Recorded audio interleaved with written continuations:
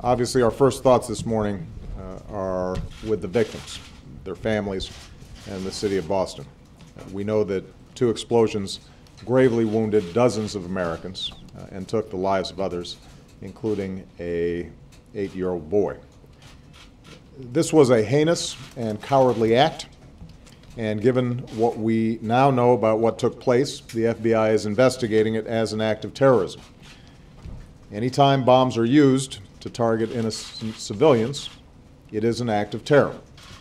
What we don't yet know, however, is who carried out this attack or why, whether it was planned and executed by a terrorist organization, foreign or domestic, or was the act of a malevolent individual. That's what we don't yet know, and clearly we're at the beginning of our investigation. It will take time to follow every lead and determine what happened, but we will find out. We will find whoever harmed our citizens, and we will bring them to justice. We also know this: the American people refuse to be terrorized, because what the world saw yesterday in the aftermath of the explosions were stories of heroism and kindness and generosity and love. Exhausted runners who kept running to the nearest hospital to give blood, and those who stayed to tend to the wounded, some tearing off their own clothes to make tourniquets. The first responders who ran into the chaos to save lives. The men and women who are still treating the wounded at some of the best hospitals in the world. And the medical students who hurried to help, saying, "When we heard, we all came in." The priests who opened their churches and ministered to the hurt and the fearful, and the good people of Boston who opened their homes to the victims of this attack and those shaken by it. So if you want to know who we are, what America is, how we respond to evil, that's it. Selflessly, compassionately, unafraid.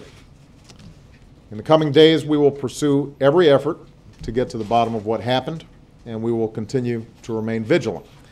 I've directed my administration to take appropriate security measures to protect the American people, and this is a good time for all of us to remember that we all have a part to play in alerting authorities. If you see something suspicious, speak up. I have extraordinary confidence in the men and women of the FBI, the Boston Police Department, and the other agencies that responded so heroically and effectively in the aftermath of yesterday's events. I'm very grateful for the leadership of Governor Patrick and Mayor Menino, and I know that even as we protect our people and aggressively pursue this investigation, the people of Boston will continue to respond in the same proud and heroic way that they have thus far. And their fellow Americans will be right there with them. Thank you very much, and you can expect further briefings from our law enforcement officials as the day goes on.